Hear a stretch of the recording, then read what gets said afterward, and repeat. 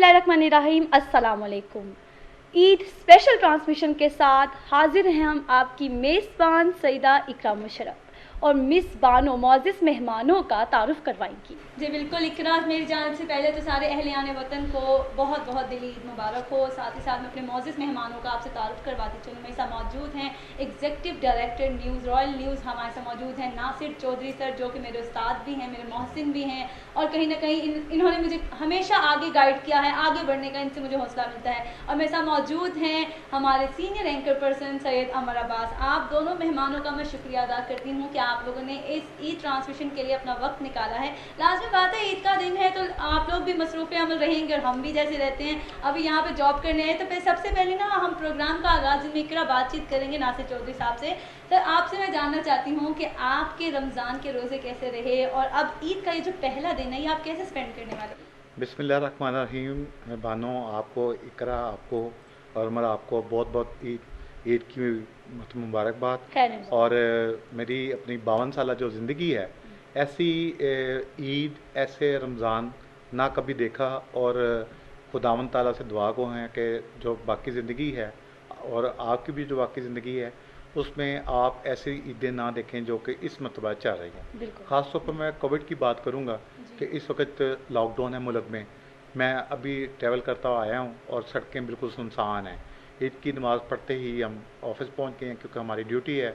जिस तरह पुलिस है, डॉक्टर्स हैं, सभी कोविड के ख़िलाफ़ जंग लड़ रहे हैं। उसके साथ साथ आप ये देखें कि इस बीमारी के साथ साथ बेरोज़गारी, मईशत की तबाही और ख़ास तौर पर इस वक्त जो 2 रोज़ से फ़लस्तीन में इस वक्त जो क़यामत बरपा है, जो इस वक्त इसराइल कर रहा है, तो इस वक्त मुझे ये नहीं समझ आ रही कि मेरा दिल, शायद खून के आंसू बड़ा छोटा लफ्ज़ होगा कि किस तरह नहते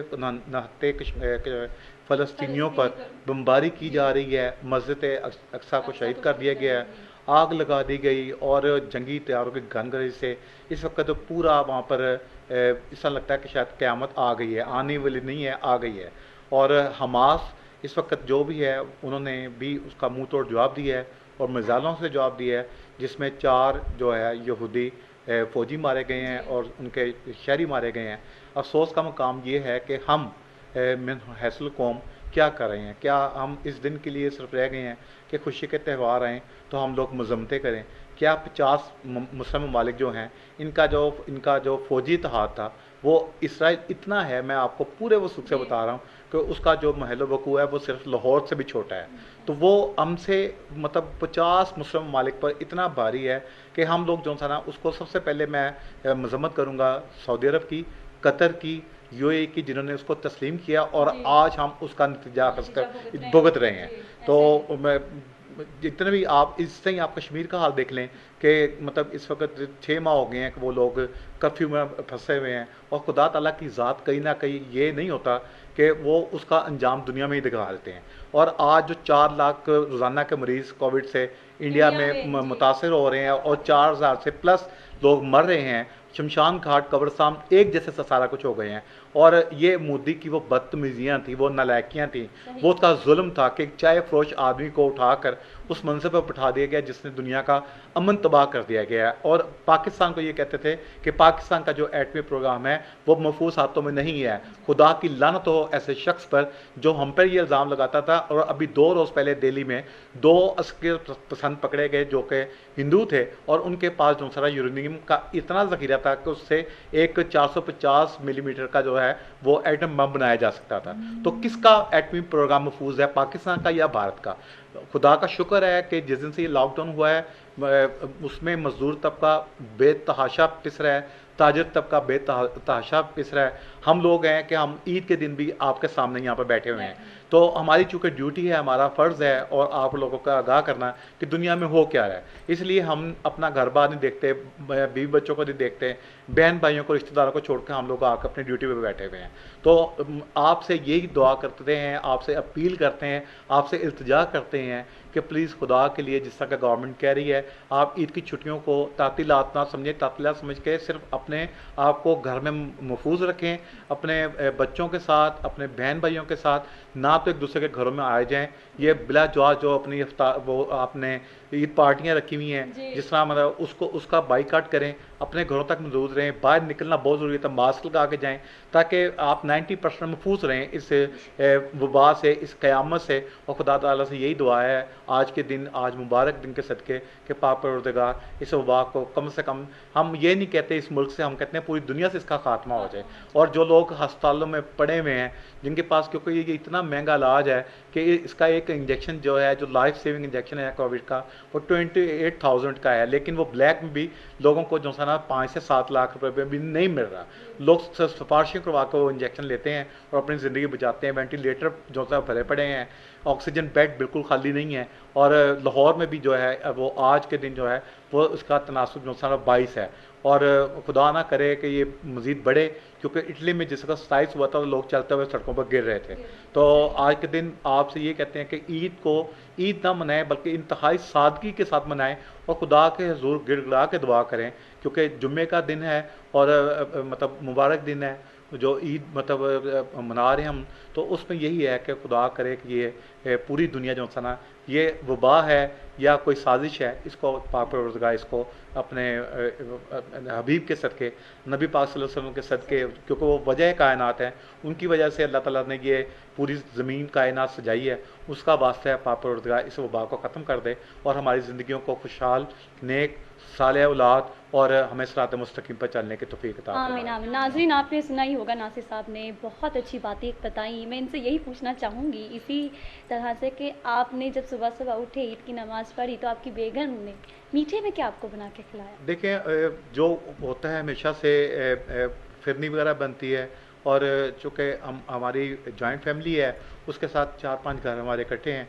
उसमें ये होता है कि हम लोग पहले सुबह उठ के नमाज के बाद हमने कब्रिस्तान जाना होता है, अपने वाजा के लिए हाथ उठाकर दुआ करते हैं, फातिहा खानी करते हैं। उसके बाद चूँकि हमारा घर जो है वो, उसको फैमिली में बड़ा घर तस्वर किया जाता है, तो सभी लोग बहन भाई जितने भी हैं वो पहले हमारी तरफ आते हैं, इधर चाय वाय पी, फिर दूसरे घर चले गए, और फिर वो बाकी का दिन ज़ाहिर है चूँकि कोविड है, कोई किसी तरफ किसी ने जाना नहीं है, आना नहीं है, तो वो घरों में बैठ के टीवी के आगे हम लोगों को वो देख रहे हैं कि हम लोग क्या टीवी पर कह रहे हैं। तो किसी ने खबरें सुननी है ये वो, लेकिन हर एक की दुआ है कि या पाक परवरदिगार उम्मत मुस्लिमा को बचा ले, उम्मत मुस्लिमा का जो उस पर जुल्म ढाया जा रहा है फ़लस्तीन के पर, उसको उनको बचा ले। नहित्ते कश्मीरी जो बेचारे भारतीय जो वज़ीर आज़म है उसके जुल्म का शिकार हैं, उनको अपनी पनाह में रख, क्योंकि किस चीज़ की हमारी ईदें हैं।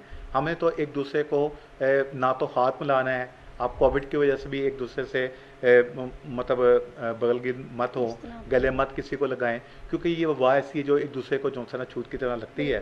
तो ये है एक साजिश है बिल गेट्स की है, सारी दुनिया को पता है कि कितने इस पर सरमायाकारी की गई है।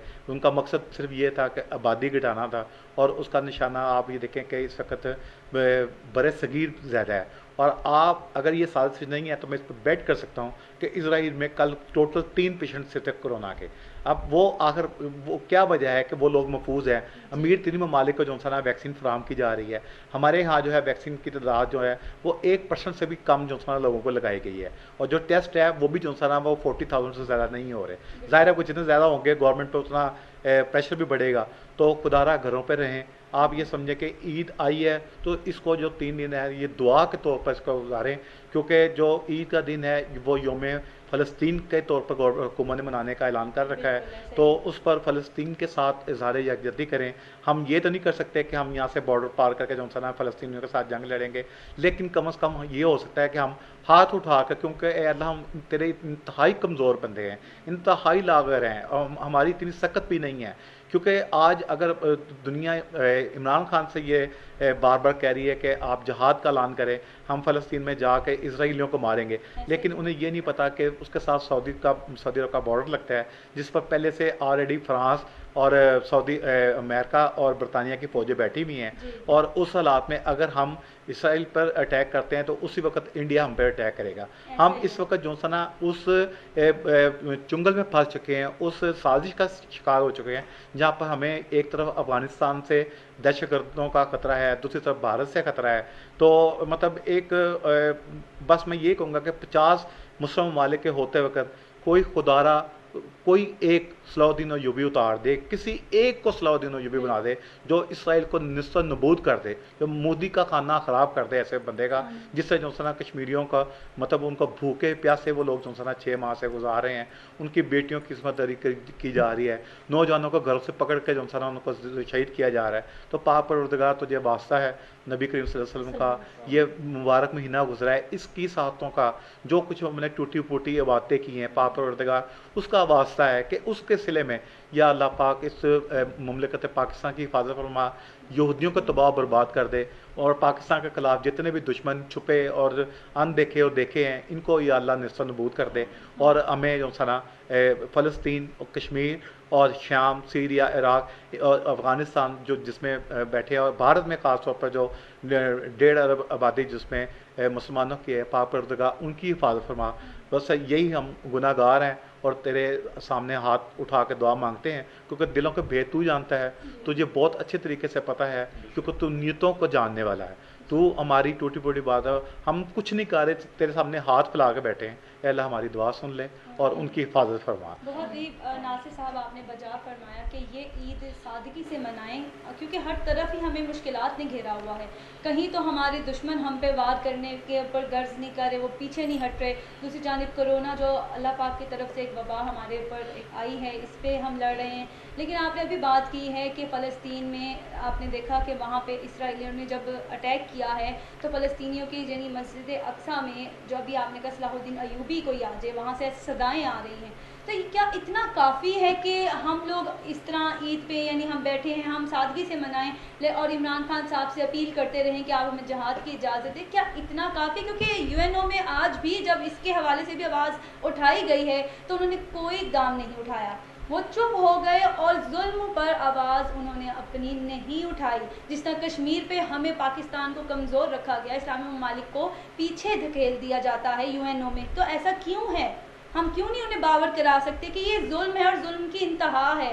आप बताएं नासिर साहब कि ऐसा क्यों है? देखें, बात बेटी इस तरह है कि हम लोग जो मकरूज़ कौमें होती हैं ना, वो कभी दिलेरी नहीं होती, ठीक है। अब आप किसी की आंखों में आंखें डाल के बात नहीं कर सकते। हम हमारे लिए आप ये देखें कि कहते हैं जी वज़रा की जो चमचागिरी है वो ये कह रहे हैं कि वज़ीर आज़म का दौरा बहुत कामयाब रहा। प्राइम मिनिस्टर का विजन की मैं आपको एक छोटी सी मिसाल दूंगा।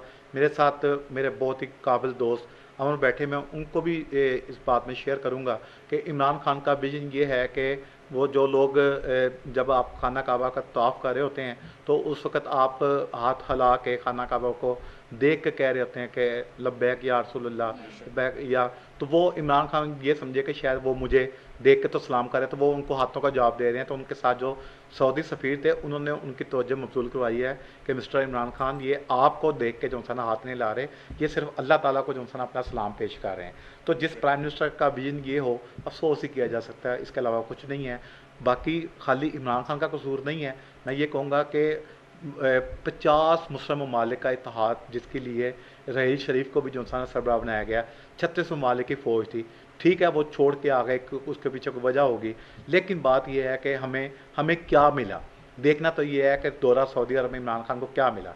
उन्होंने ये मिला, मैं आपको पूरे वसूख से कह रहा हूँ, अगर पूरी दुनिया में पूरे पाकिस्तान में कोई जर्नलिस्ट मुझे झूठा साबित कर दे तो मैं हाज़िर हूँ कि वो जो मुझे सजा देना चाहें। उन्होंने हमें क्या दी है?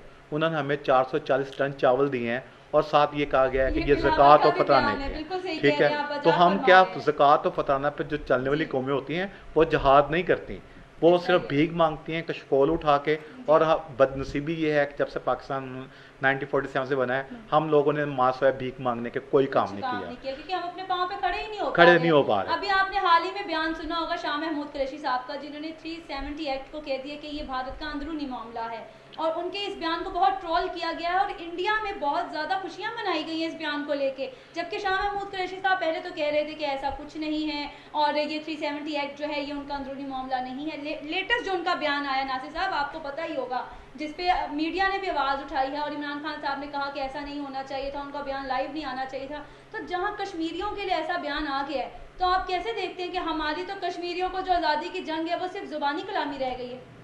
हमने ना एक फ़िक्रा जो है पढ़ा हुआ, वो ये है कि हम कश्मीरियों की सफारती अखलाकी हमायत से पीछे नहीं हटेंगे। मैंने जब से ये तो जो मेरे उस्ताद कराम हैं, कुछ दुनिया में नहीं रहे, उनकी उंगली पकड़ के सहाफ़त के मैदान में चलना सीखा। उनसे तब से एक ही अमर हम लोग सुनते आए कि हम कश्मीर की हमायत से दस्तबरदार नहीं होंगे।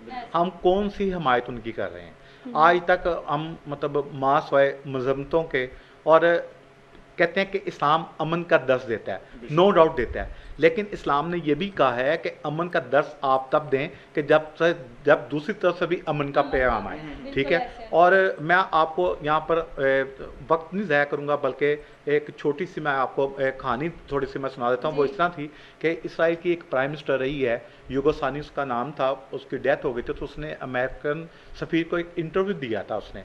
तो उसने कहा था कि मेरे मरने के बाद जो है इस इंटरव्यू को शाया किया जाए, ये उसकी शर्त थी। जब उसका इंतकाल हो गया, जब वो मतलब दुनिया से चली गई, वास्ता जहन्नम हो गई, तो उसको शाया किया गया वाशिंगटन पोस्ट में। तो उससे उन्होंने पूछा कि आखिर इसराइल को पूरी अरब दुनिया जो था ना वो दबा के रखती थी, इराक, ईरान, सीरिया, और उसके साथ लेबनान देख लें, सऊदी अरब देख लें, कतर, यूएई, यानी उसका मैंने बताया कि जितना उसका खिता है वो लाहौर से भी छोटा है। तो उससे उसने पूछा कि आखिर आपने, जब आप इंतहाई गरीब थे, इसराइल बहुत गरीब एक मुल्क था, उनका ज़रिया माश कुछ भी नहीं था, तो वो जो तो वो उन्होंने कहा कि आपने उस वक़्त इंतहाई महंगे हथियार खरीदे और इसराइल को मकरूज़ कर दिया। तो उस खातून जो उस वक़्त की प्राइम मिनिस्टर थी, उसने कहा कि मैं इसकी एक आपको लॉजिक बताती हूँ। उन्होंने कहा कि मैंने मुसलमानों के आखिरी नबी सल्लल्लाहु अलैहि वसल्लम उनकी कहती उनके मैंने उनकी मुताला किया कि जब आप सल्लल्लाहु अलैहि वसल्लम का वसाल हुआ तो घर में इतनी गुर्बत थी कि उनका तदफीन करने के लिए जो सना, कफन दफन के लिए जो सना घर में कुछ भी नहीं था। तो हज़रत अबू बकर सिद्दीक़ रज़ियल्लाहु अन्हु वो उठे हैं, तो नबी पाक सल्लल्लाहु अलैहि वसल्लम की वसीयत थी उनके वसाल से पहले जो को हज़रत आयशा रज़ियल्लाहु अन्हा को उन्होंने की थी, कि उन्होंने कहा था कि अगर घर में कुछ ना हो तो आप जो है वो जो अपना जिस्म पर वो ढाँप के जहाद के लिए जाते थे, तो उसको उन्होंने कहा था कि वो और मेरे घोड़े क्या जो है उसको वो जो उस पर डाल के वो जाते थे। उन्होंने कहा था ये किसी से गिरवी रख के किसी से ले लेना, लेकिन इन तलवारों को, जो 3 तलवारें थी जिससे आप दुश्मनान ने दीन को मारते आए, और आपने 72 लोगों के साथ भी जंगें जीती, 313 लोगों के साथ भी हज़ारों कफ़ार को जन्म हासिल किया, तो उन्होंने कहा था इनको हाथ ना लगाना। तो उसने कहा कि इसका मतलब है कि वो लोग अपना डिफेंड कभी नहीं भूले, और उन्होंने वो 3 तलवारें दीवारों पर लटकी रहीं। जिस वक्त आपका वसाल हुआ आपको मतलब अल्लाह ताला ने अपने पास बुला लिया, और हमारा यकीन है कि वो हमें देखते भी हैं, सुनते भी हैं, और रोज़े क़यामत सबसे पहले उन्हीं की कब्र जो सा ना वो खुलेगी, और वही हमारी जो सा निजात के पाक के आगे सिफारिश भी करेंगे।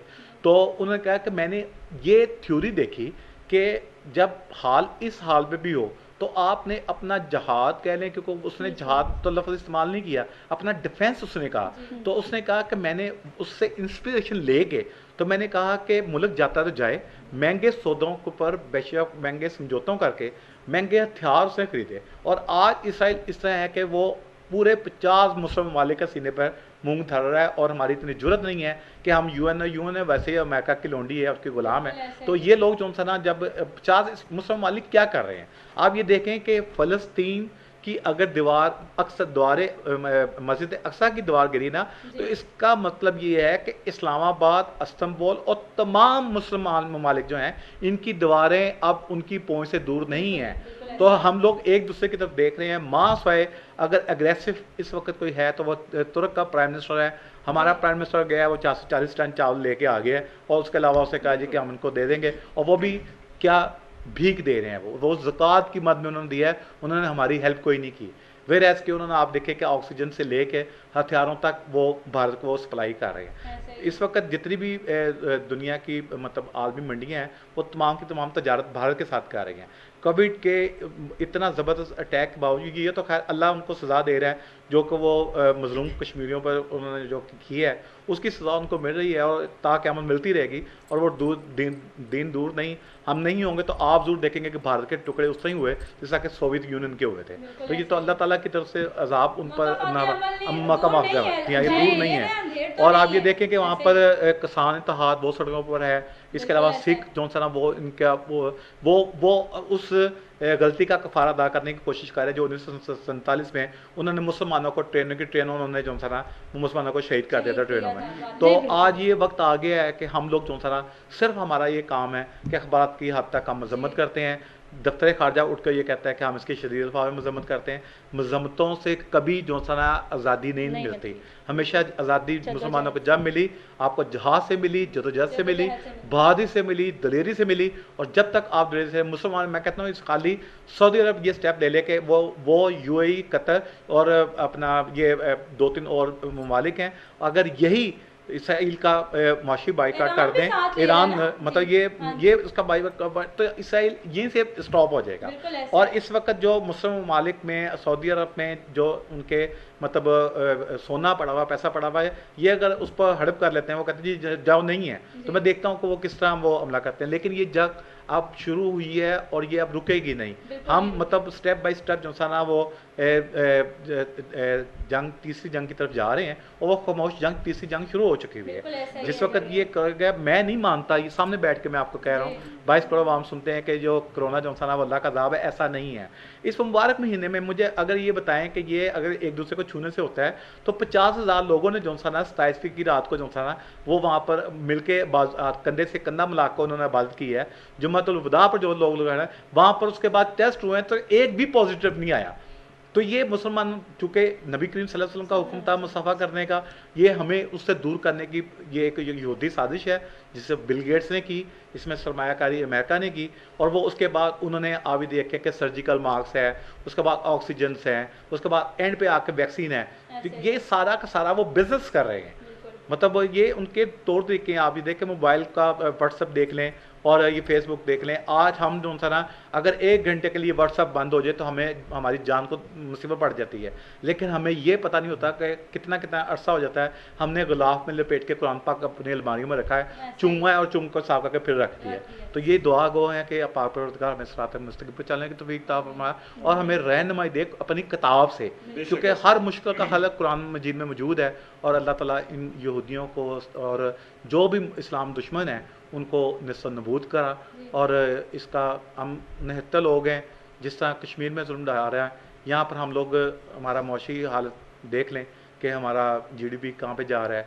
हम लोग कर्ज उतारने के लिए कर्ज ले रहे हैं और मतलब कोरोना है उसने मारा हुआ है। इस वक्त बाजार वैरान है, ईद की जो खुशियाँ हैं वो नज़र कहीं नहीं आ रही, लेकिन दिल खून के आंसू रो रहा है कि यहाँ पे क्या हो रहा है। इजाज़त लेकर यहाँ पर मैं कुछ कोट करना चाहूँगा कि हम लोग कुरान मजीद पर हाथ रख कर कस्में तो उठा लेते हैं, लेकिन बदकिस्मती से उन मसाइल का हल हम कुरान मजीद को खोल के उसमें से नहीं निकालते। बेशक इस प्रोग्राम में स्टार्ट होने से कुछ देर पहले ही मैं यही फ़लस्तीनी मज़ालिम पर ही जो है वो रिसर्च कर रहा था। तो मैंने उसको, अभी वक्त कम होगा यकीनन, तो इस वजह से उसको समंदर में अगर कूज़े में बंद करूँ समंदर को, तो वो यूँ होगा कि अज़राए मकाफ़ात अमल हक तो यही है, कमज़ोर को शाहज़ोर के सीने पे बिठा दो। अज़राए मकाफ़ात अमल हक तो यही है, कमज़ोर को शाहज़ोर के सीने पे बिठा दो।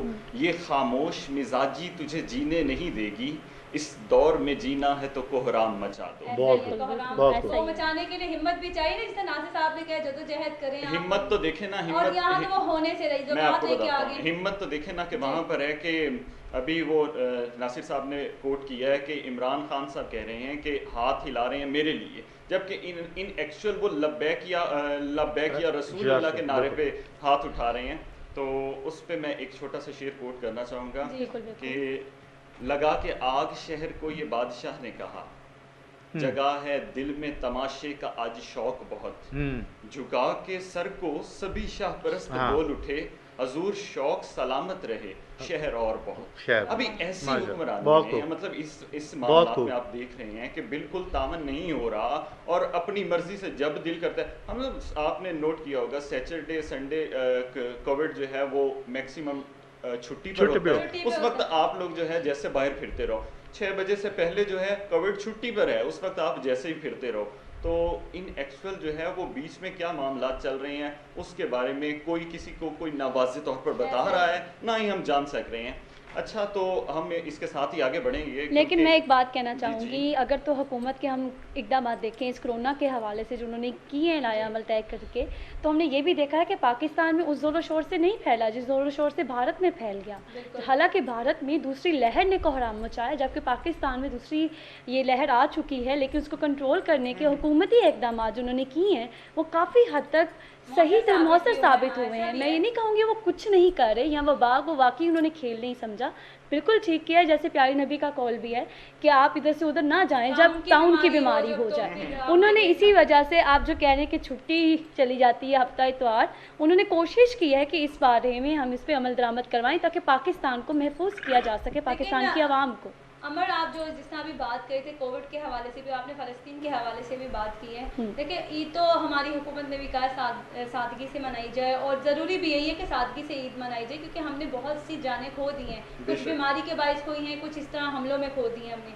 लेकिन आप ये बताएं ना कि अभी ईद का, जिस तरह हमने छोटे बच्चे हैं, मासूम बच्चे हैं जिन्हें कुछ नहीं पता है, तो उनकी जो ईद के अंदर है, जो वो ईदी का कहते हैं एलिमेंट है, नासिर साहब, जो ईदी वो बच्चे कहते हैं कि हमें तो कुछ पता नहीं, ईदी दो ईदी, तो आप उस एलिमेंट को कैसे देखते हैं? देखें, वो तो उन बच्चों की खुशियां तो नहीं छीन सकते, ठीक है।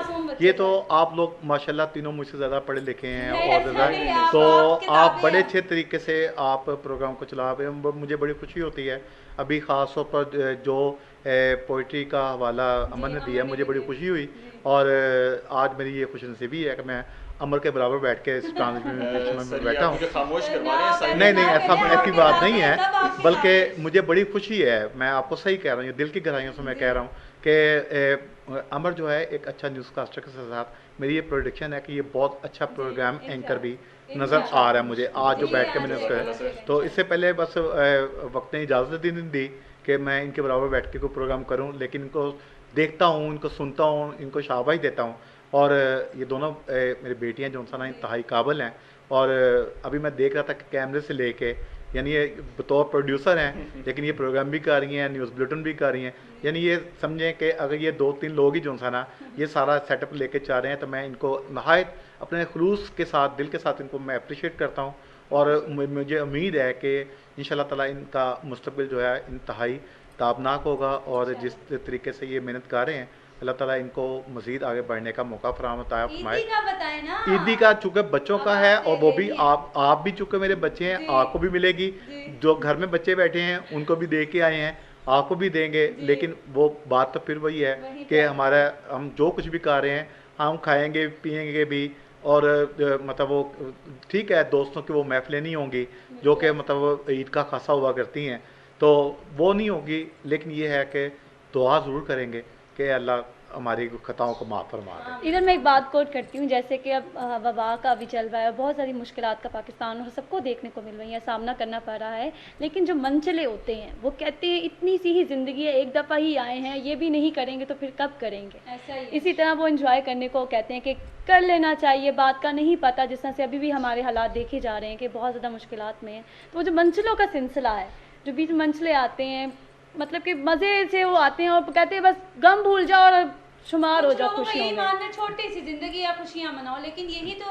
हिसाब है ना। देखें, बात ये है, अगर मैंने भी कल रात को देखा कि सड़कें बिल्कुल सुनसान थी, तो मैं शहर का ना, मेरी आदत है कि रात को ना लेट नाइट मैं विजिट ज़रूर करता हूँ कि क्या सूरत हाल है क्या नहीं। तो मुझे देखने को ये लगा कि रात को हैवी बाइक पर 1 to 5 पर वही जो मंचले उनको आदत है 1 व्हील का आ रहे हैं। पुलिस चूँकि वो लगी हुई है वो दिहाड़ियाँ इकट्ठी करने के लिए, मतलब लॉकडाउन है लेकिन आधे शटर खुले हैं, बाकायदा उसके रेट तय हैं, किसने क्या लेना है वो मतलब दुकानदारों से वो ले रहे हैं। किसी को पुलिस मार भी रही है। न्यू नारकली पुलिस को रॉयल न्यूज़ की खबर पर जो सारा मुअत्तल किया गया है कि उसने बाजार चलती खवातीन को, वो शॉपिंग नहीं कर रही थी, उन पर डंडे बरसाए उसने। तो हम तो इसको जहाज़ समझ के अपना काम कर रहे हैं, और ये वजह है कि हम सब हम ईद पे भी हम लोग अपना छोड़ छाड़ के सब इधर आके बैठे हैं। हमारे साथ डॉक्टर्स हैं, वो भी कोविड के ख़िलाफ़ जो सना जहाद कर रहे हैं, उनको सलाम है। सड़कों पर उन पुलिस वालों को सलाम है जो ट्रैफिक के लिए और आवाम को, मैंने ये नहीं कि सारी पुलिस ख़राब है, मतलब मैंने जो सार्जेंट्स हैं वो उनको मैंने देखा है कि वो लोगों को बड़े प्यार से मास्क भी दे रहे हैं, कुछ तंजीमें भी दे रही हैं, उनको प्यार से कह रहे हैं कि आप गैर ज़रूरी तौर पर घर से मत निकलें और ये जो ईद की छुट्टियां हैं खुदारा अपने घरों में रहें। ये हमारा भी पैगाम है, उनका भी है, वो भी इस कोशिश में है। एक चीज़ मैं छोटी सी आपको बताता चलूँ कि ये लोग जो कहते हैं ना कि ये वबा है, मैं इस पर बार बार मैं इस पर क्यों स्ट्रेस दे रहा हूँ, मैं इस पर जोर इसलिए दे रहा हूँ कि नबी पाक सल्लल्लाहु अलैहि वसल्लम के दौर में भी वबा आया करती थी। तो आपका एक हुक्म था कि जब किसी शहर में वबा फूट पड़े तो वहाँ के मकीन जो है वो नकल मकानी ना करें और दूसरे शहरों के लोग वहाँ पर मत आएँ। तो वबा एक शहर, एक जंगल, एक बाग, एक गांव, एक देहात, एक तहसील में होती है। जैसे कि कोविड शुरू हुआ, आपको याद है कि वुहान सिटी से, और उसके साथ बीजिंग था, और जिस दिन 4500 हलाकतें हुई थी वुहान सिटी में, उस दिन अमर सिर्फ 3 मरीज बीजिंग में थे। इसका मतलब उन्होंने पैक कर दिया उस शहर को कि वहाँ पर ना कोई आए ना कोई जाए। उन्होंने ट्रांसपोर्ट से लेके एक एक चीज़ वहाँ पर उन्होंने बंद की, और उन्होंने फौरी तौर पर 3 हॉस्पिटल उन्होंने आर्जी तौर पर कायम किए, और 3 रातों में हॉस्पिटल कायम करने के बाद उन्होंने वहाँ मरीज़ भर गए। लेकिन उनके जो साइंटिस्ट थे उन्होंने 3 दिन में रिजल्ट निकाल लिया कि इसको रोकना कैसा। उन्होंने कहा इसका एक ही हल है, वो इंजेक्शन, गोलियाँ, ये वो सब कुछ नहीं है, वो ये है कि क़ुव्वत मुदाफ़ा जो है वो जो सारा उसको ज़्यादा से ज़्यादा बढ़ाया जाए। तो उन्होंने क्या किया कि आवाम को जो सारा मतलब वो विटामिन सी, उसके साथ उसके इंजेक्शन उन्होंने दिए, कुछ टैबलेट्स दी, लेकिन अच्छी फूड उन्होंने, और 3 दिन के बाद उन्होंने वो हॉस्पिटल डिमोलिश कर दिए उन्होंने, और आवाम को उनके घरों तक भेज दिया। लेकिन ये था कि हर घर में जो था ना वो एम्बुलेंस जाती थी, लोगों का टेम्परेचर, लोगों को पूरी फैमिली का चेक करते थे, उनको टूथपेस्ट से लेके नाश्ता सुबह देते थे, दोपहर का खाना देते थे, यानी उनको अपनी ज़रूरत ज़िंदगी, इवन मेडिसिन के लिए किसी को बाहर निकलने की ज़रूरत नहीं पड़ती थी। आज हमारी मजबूरी ये है कि हमारा बेशतर तबका जो सा ना वो दिहाड़ीदार है, ठीक है, अगर वो कमाएंगे नहीं तो वो खाएंगे कैसे। मैंने बेशुमार लोगों से इस वक्त पूछा भी, इत्तफाक भी हुआ देखने का कि वो लोग एक दूसरे से मांग तांग को गुजारा कर रहे हैं। और आपने देखा होगा कि आपको याद होगा कि जब भी ईद आती है, ये तो इस वक्त कोविड भी है, तो उस वक्त जब पहले भी होती है ना ईद, आपने देखा होगा कि उस वक्त खुदकशियाँ बहुत ज़्यादा बढ़ जाती हैं। बच्चे वालिदैन से नए कपड़ों का तकाजा करते हैं, जिनके पास बेचारों को नहीं होता वो नहीं दे पाते, तो वो या तो वो बच्चों को मारते हैं या वो खुदकशी कर लेते हैं। तो ये जो सा ना मतलब इस वक्त ये हाल है कि हमें ये चाहिए कि हम बजाय कि किसी मज़ार पर चादर चढ़ाने की बजाय, किसी मस्जिद को सीमेंट की बोरी देने की बजाय, हम अगर वही आटे की बोरी जो ना अपने किसी ऐसे हमसाए में जिनके घर बच्चे भूखे बैठे हुए हैं, मैं कहता हूँ इससे बड़ा जहाद और कोई नहीं है, क्योंकि हकूक़ अल्लाह सबसे पहले हैं, ठीक है, हकूक़ुल इबाद पहले और हकूक़ अल्लाह बाद में है।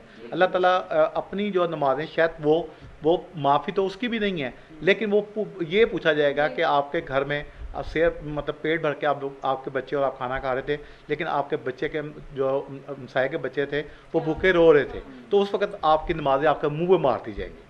तो बेहतर यही है कि हम ईद के जो 3 दिन हैं इसमें जैसा हम खुद खा रहे हैं, और नबी पाक सल्लल्लाहु अलैहि वसल्लम का हुक्म था कि जब ख़वातीन घरों में सालन पकाएं तो उसमें शोरबा लंबा कर लें, पानी ज़्यादा डाल लें, क्यों हो सकता है कि हमसाए में जो सुना कोई बच्चा भूखे हों तो आप उनको भी दे दें। तो मेरा यही है कि ये चूँकि इस वक्त एक इंतहाई परेशानी के आलम में हम लोग का ये ईद मनाई जा रही है, सादगी से मनाई जा रही है। फ़लस्तीन के और इसराइल का जो जुल्म है वो आपके सामने है, कोविड ने वैसे ही कमर तोड़ दी है, पूरी दुनिया की तोड़ी है, और पाकिस्तान में जो हाल है वो आपके सामने है। खुदारा अपने जो कुछ है अपने घरों के साथ हमसायों का भी ख्याल रखें, कमज़ोर रिश्तेदारों का भी ख्याल रखें, दोस्तों का भी रखें। कोई ज़रूरी नहीं है कि आपने बहुत ज़्यादा कोई लेविश किस्म के उनको कोई मतलब वो ब्रांड के कपड़े लेके देने हैं या कोई उनको बहुत ज़्यादा आपने, लेकिन जो कुछ आप अपने लिए कर रहे हैं उसको थोड़ा सा ज़्यादा बढ़ा लें, ताकि वो उनको भी उस सादगी की साथ जो ईद मनाई जा रही है उसमें शामिल करें। यहाँ पे नासिर साहब की इजाज़त से मैं कुछ कहना चाहूँगा। जी हुक्म। नासिर साहब, जब कोई तफ्तीशी ऑफिसर होता है ना, उसकी तफ्तीश की जाए, वो बड़ा मज़े का और देखने वाला पस मंज़र होता है, बड़ा मतलब इंजॉयबल होता है कि ये सब की तफ्तीश करता है और इसकी तफ्तीश हो रही है, बड़ा मज़ा आ रहा है। बिल्कुल ठीक। ये हमारी होस्ट हैं, बानो हैं, इकरा हैं जी, ये इनको आप अक्सर देखते हैं, मैं तो डेली देखता हूँ, इनका किसी न किसी की तफ्तीश अक्सर हो रही होती है ऑन कैम। तो मैं इनसे पूछना चाहूँगा कि आपकी ईद कैसी गुजरी, आपने आगाज़ किस तरह से किया, आपको सुबह आते हुए कितने बच्चे आपके घर के जो हैं जॉइंट फैमिली के आपको मिले, आपने कितनों को ईदी दी, तो ये शॉर्ट सी एक तफ्तीश है, इनके लिए है वो आटे में नमक बराबर, लेकिन मैं आपकी इजाज़त से इनसे पूछना चाहूँगा। हाँ ज़रूर, इनका जवाब देना चाहिए इनको। जी जी बिल्कुल। सबसे पहले तो ज़ाहिर बात है, सुबह ईद की नमाज के बाद अबू जो हैं वो मेरे वफ़ात पा चुके हैं, तो उनके पास जाके पहले सलाम, उनसे भी ईदी मिली। फिर उसके बाद आप ही के 3 माशाल्लाह बच्चे हैं, बेटियाँ हैं तीनों अल्लाह के हुक्म से, तो उनको ईदी दी। उसके बाद अपनी ड्यूटी करने के लिए नाश्ता, अम्मी ने खीर बनाई, तो उसके बाद मीठा खा के हम यहाँ ऑफिस में आ गए अपनी ड्यूटी करने के लिए। यही हमारी ईद का आगाज़ हो। वैसे अमूमन जो है वो फीमेल्स की अभी यहाँ पे आके हमने ईदी लेनी है ना नासिर साहब से। जी मैं वो ज़रूर वादा भी किया, और मेरा ये हमेशा से आदत रही है, क्योंकि एक अरसा हो गया इस टीवी पर खिदमत सर अंजाम देते, इसको अपना दूसरा घर समझते हैं। और मालकन हमारे अबू बकर भट्टू साहब, खजर साहब, उस्मान साहब, मैडम सायरा, वो हमारे सरों पर है, अल्लाह उनको सलामत रखे, उनके घरों में भी अल्लाह ताला अपना हिफ्ज़-ओ-मान रखे, उनको भी सलामत रखे। तो बाकी मैं हमेशा अपने एंकर्स को, स्टाफ को ये देता आया हूँ, और आप वादे के मुताबिक इनको दूंगा भी।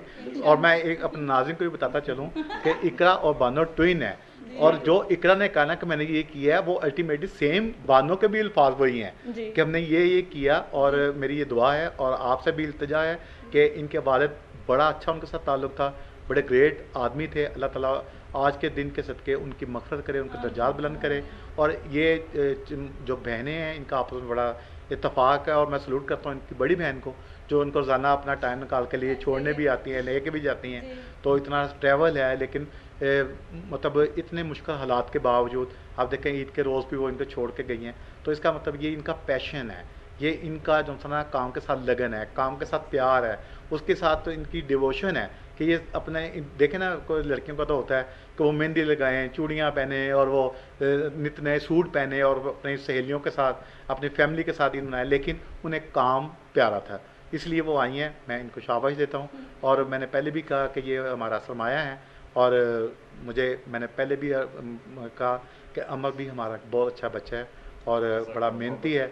मतलब ईद के दिन भी वो यहीं है, हालांकि वो एक दूसरे शहर से उनका ताल्लुक़ है, लेकिन उनकी फैमिली भी, बल्कि उनके फादर के लिए भी पिछले दिनों में उनका वसाल हुआ था। मैं आप लोगों से भी इल्तिजा करूँगा कि उनके लिए भी दुआएं मफ़रत करें, अल्लाह ताला उनका दर्जात बुलंद फरमाए, और इस बच्चे को और ज़्यादा दिन दुगनी रात चुगनी, जिस तरह वो मेहनत कर रहा है, अल्लाह ताला उसको और भी तरक्की दे। और अमर आप भी बता दें कुछ, आप हमसे पूछ रहे, हमारी तफ्तीश कर ली, अब अपना भी कुछ बताएं और आवाम को कोई पैगाम। अमर बताएं ना कि आपने कितने किस किस को ईद दी, किससे ईद मिली। और हमें तो नहीं दी। नासिर सर देखें, मुद्दे की बात तो ये है, सबसे पहला मुद्दा जो है नहीं, अमर ने मुझे नहीं दी है, नाज़रीन मुझे नहीं मिली। इन्होंने मुझे कहा मुझे 10 रुपए का नया नोट चाहिए। अच्छा। हाँ बाबा, तो मैंने कुछ नहीं कहा, मेरे लिए ईद होगी, और वो मैं दे चुका हूँ। नासिर सर वो मैं दे चुका हूँ। मुंह मांगी ईद देखे, रुपया हो चाहे 1 लाख रुपया हो, मुंह मांगी ये यही बैठे नासिर साहब, इनसे पूछे, मैंने इन्हें एक लफ्ज कहा, पूछे नासिर सर सामने हो जाएगा नासिर साहब। ना ना कहा ट्विंस हैं, जो एक ने कह दिया वो दूसरी नासिर साहब फंसा दिए ना आपने। होगी कि क्या बानो ने ये बात कही है या नहीं। बानो ने जो कही है, बानो चले फिर ठीक है, ट्विंस है फिर तो हो गई। अच्छा, तो मुद्दे की बात ये है कि क्योंकि मेरी छुट्टी जो है ईद वाले दिन की वो ख़त्म कर दी थी बानो ने, इन्होंने रोस्टर दिया, इन्होंने कहा नहीं आपका पहला दिन बिल्कुल नहीं होगा। मिली भगत कह सकते हैं आप, मैं और कुछ नहीं कहूँगा। देखिए मैं सीधी सी बात है, बानो के काम में ना मैंने आज तक इससे पूछे कि इससे मेरे साथ 7 साल हो गए, कमो बेशक तो मेरे साथ काम करते, और यकीन जानिए इसमें कोई मुबालगा रही या झूठ नहीं है कि मैं जब दूसरे टीवी चैनल में भी हेड था ना, तो मैं वहाँ पर इसकी मिसाल देता था मैं इसकी, और मैं कहता था कि अगर किसी ने प्रोडक्शन सीखनी है, क्योंकि ये होता था कि 12 बजे का बुलेटिन के बाद हमें 2 बजे बुलेटिन की जल्दी होती थी, और मैंने उसमें से कम 6-7 गाने तो मुझे चाहिए होते थे हेडलाइन पे, और मेरी वो 35-40 मिनट की जो सा मतलब बुलेटिन के लिए कोई 20 मिनट की हेडलाइंस होती थी। तो मैंने आज तक ये नहीं हुआ कि उसने मुझे ये एक्सक्यूज़ कहा कि सर ये गाना नहीं मिला, ये फ़लाँ फिल्म का मुकालमा आप कहना चाह रहे थे वो नहीं लगा, या वो उसने कर दिया। और हमने 8-8 एंकर से किया, और यकीन जाने कि उसको देखने के बाद 92 ने एक्सप्रेस ने जो सा ना वो 8-8 एंकर 7-7 एंकर के साथ बुलेटिन करने शुरू किए। और मैं ये समझूंगा कि जिस तरीके से पैनल पर ये लड़की अकेली काम करती रही, और उधर उस पर ट्रांसमिशन को इकरा ने जिस तरह अकेले संभाले रखा, साथ यूट्यूब को भी उसने साथ साथ देखा, तो मैं समझता हूँ कि ये 2 बहनें जो सा ना है तो ट्विन है, लेकिन ये 1 गर्ल वन आर्मी के बराबर है। ये हमारे उस्तादों की मेहरबानी है, हमारे मोहसिनों की। ये इस पैनल की गैर मौजूदगी में नासिर साहब के मुंह से मैंने बहुत दफ़ा ये बात सुनी है, बहुत दफ़ा सुनी है कि प्रोडक्शन डिपार्टमेंट के पिलर हैं ये दोनों बहनें। और आज इनके आप पूछ लें कि अगर बानो ने कोई चीज़ बना के दे दी है या किसी को ऑनर कर दिया है, तो हालांकि डीन का ये इख्तियार होता है कि वो खुद उसको रोस्टर को देखे। मेरा सिर्फ होता है कि मैं उसको देखे बगैर मैं साइन करता हूँ, मेरा ट्रस्ट इतना ज़्यादा है। अगर इसने किसी को ऑनर किया है ना, तो मैंने उसको ऑन किया है। उसकी वजह ये है कि ये इसने कभी किसी को जो सा ना फेवर नहीं दी, मतलब इवन के जो जिनके साथ बैठ के इनका खाना पीना दोपहर का होता था, मतलब इकट्ठे खरीदारी कर रही हैं कि जा रही हैं आ रही हैं, वहाँ ये फ्रेंड्स हैं, लेकिन काम पर किसी लफ्ज़ पर इन्होंने कभी कंप्रोमाइज़ नहीं किया। और जहाँ पर कोई नहीं आया, इसने मुझे ढूंढ के आगे आके सारी ये लफ्ज़ बताएं, और मेरी ये कोशिश होती है, इन्होंने बड़ा कुछ सीखा भी, और आगे ये जिस तरीके से इल्म बांट रही हैं, सिखा रही हैं, तो मुझे बड़ी खुशी होती है। मैं जहाँ कहीं पे भी होता हूँ, मैं इनकी मिसाल दोनों की ज़रूर देता हूँ कि अगर आपने सीखना है, अगर आपने देखना है, डिवोशन देखनी है, काम की लगन देखनी है, अपने काम से प्यार देखना है, तो इन दोनों बहनों को देखो कि जिस तरीके से वो काम कर रही हैं। तो मैं आके अगर मैं बैठा भी हूँ ना, तो मुझे ये पता होता है कि ये आगे बैठी हैं। जब ये आगे, मैंने पहला सेक्शन पे ये पूछना होता है इकरा बानो आई है, उसके बाद मेरी सारी टेंशन खत्म होती है। मुझे पता होता है कि टिकर भी चाह रहे हैं, बुलेटिन भी चाह रहे हैं, सारा कुछ हो रहा है। किसी को शिकायत है तो उसने आके मुझे बता देना है, मैं उसे कहता बेटा तुम खुद हैंडल करना है। तो बड़े तरीके से दोस्तों की तरह वो हैंडल भी करती है। हमें सिखाया तो कि तारीफें करी जा रही, हम भी खताकार हैं। आप नहीं आप बड़ा, मैं आपको बड़ा अप्रिशिएट करता हूँ मैं, और बड़ा मुतासर हूँ मैं आपसे, और जायज़ मुतासर हूँ। मतलब यहाँ पर बेतहाशा लोग आए हैं, और कोई ऐसा टीवी चैनल ऐसा नहीं है जहाँ पर यहाँ से लोग सीख कर नहीं गए। जो बड़े बड़े इस वक्त एंकर जो बैठे हुए हैं, वो बानो और इकरा की बदौलत ही बैठे हुए हैं। तो क्योंकि वो डीडी का ख़ास तौर पर मैं यहाँ पर जिक्र करूँगा कि मेरे साथ डीडी की दोस्ती भी है, वो डायरेक्टर प्रोग्राम है, और यकीन जाने कि छोटा भाई है वो, और बड़ा लाडला भी है, और मेरे से लड़ता भी बहुत है, और प्यार उससे ज़्यादा करता है। और कोई बात जो उसने पूछनी है, अगर यहाँ तक उसका प्यार मेरे से है कि मैं किसी दूसरे चैनल में बैठा हूँ ना, तो अगर कोई चीज़ उसने पूछनी है जो काम के हवाले से है, तो उसने ये नहीं कहा कि मतलब आप उधर बैठे होने का चौधरी साहब ए लिखवा दो, ठीक है। और यकीन जाने कि मैं अगर अब तीसरी बार यहाँ पर आया हूँ, तो मैं खुरम जंगीर की वजह से आया हूँ। उससे मुझे एक शादी पर हमारी मुलाकात हुई, तो उसने मुझे कहा चौधरी साहब बहुत हो गया, वापस घर आ जाओ। तो आज भी जब वो इधर बैठा होता, तो मुझे यकीन करें कि मुझे किसी प्रोग्राम की, किसी बुलेटिन की मुझे फिक्र नहीं होती।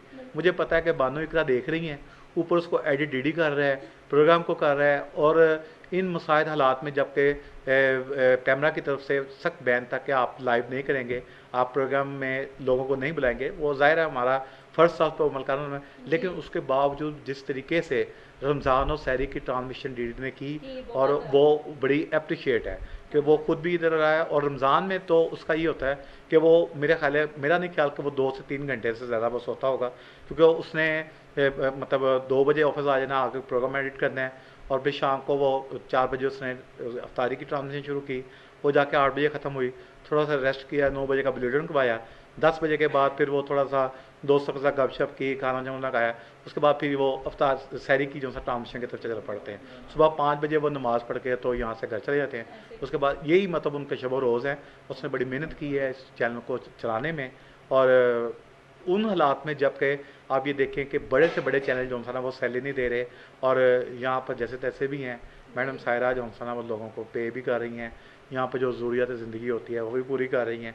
बहुत ज़्यादा ना सही, लेकिन कमोबेश उन्होंने एक सिलसिला चलाया हुआ है, और वो समझती हैं कि ये जितने भी लोग उनके साथ काम कर रहे हैं वो वाकई रॉयल के साथ लॉयल है, और इसमें कोई शक नहीं है कि ये जो हमारा सरमाया है, ये हमारा वाकई सरमाया है। ये दिन रात मेहनत करते हैं, हमसे ज़्यादा मेहनत करते हैं। ये इदारे में एक बहुत ख़ास चीज़ मैंने देखी है, जो कि बाकी बहुत सारी जगहों पे चले जाओ, बड़ी बड़ी मल्टीनेशनल कंपनीज़ में चले जाओ, वहाँ पर भी नहीं होती।